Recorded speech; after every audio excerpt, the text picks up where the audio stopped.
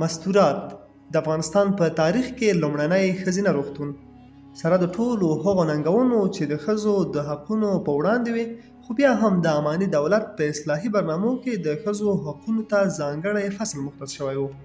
قاضي امان الله خان د مستورات په نوم د لومړني ښځینه ښوونځي تر تاسیس وروسته د ښځو دویمې غوښتنې د ښځینه ناروغو درملنې او معالجې طلبۍ په ویل چې ملکه ثریا او د شاه مور اولیا حضرت د افغانو ښځو په نمایندګۍ د هغوی د غوښتنکو تعقیبونکې وې.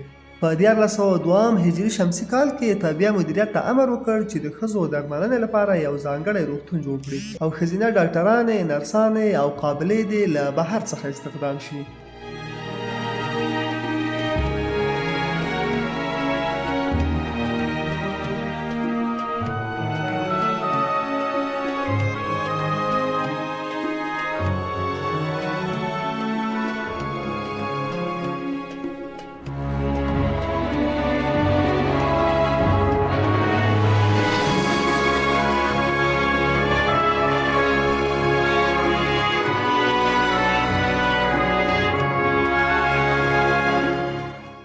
د مستورات روغتون په اړه ځینې تاریخ پوهان وایي چې په 1402 هجري شمسي کال کې د شاهي دولت لخوا ډېر تکړه ډاکټران کابل ته راوستل شول.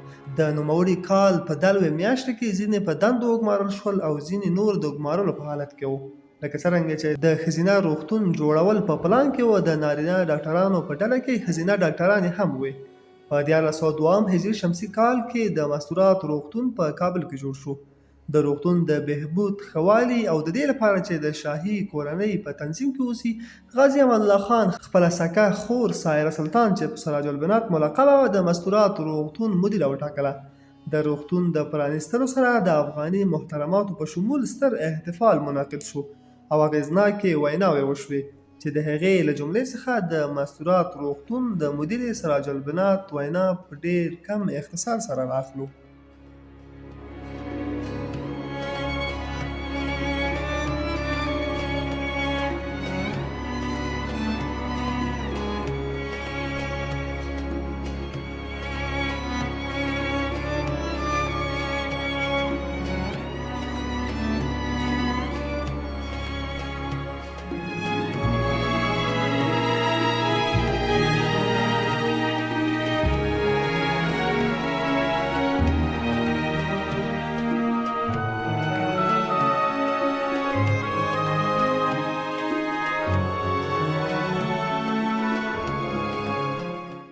په دې تړاو جوړه شوې غونډه کې سراج البنات وویل د شاه څخه ډېره مننه کوم چې د مستورات په نوم روغتون یې د کابل دارالسلطنه کې تاسیس کړ او خپله خادمه یعنې زه یې د مدیرې او کنټرولونکي په توګه وګمارلم.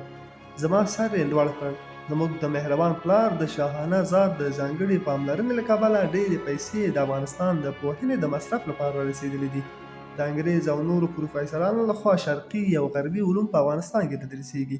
د مستورات ښوونځي، د مستورات روغتون او د مستورات نساجي فابریکې جوړې شوې. که چیرې اوس هم موږ د افغانستان ښځینه د علم او تهذیب ترلاسه کولو لپاره هڅه ونه کړو، نو واقعا موږ ملامت یو.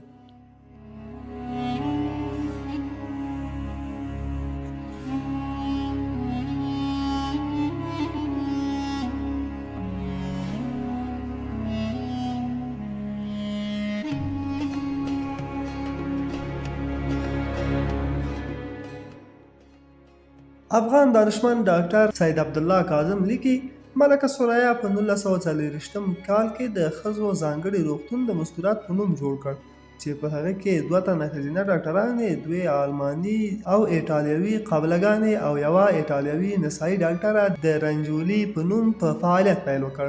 د روغتون چارې لومړی د سراج البنات شاه خور، بیا د اخت السراج شاه عمه او بیا د سردار بیګم د شاه د تره لور لخوا اداره کېدل. دغه روغتون تر اوسه په پرمختللې بڼه جادې میوند کې فعال دی.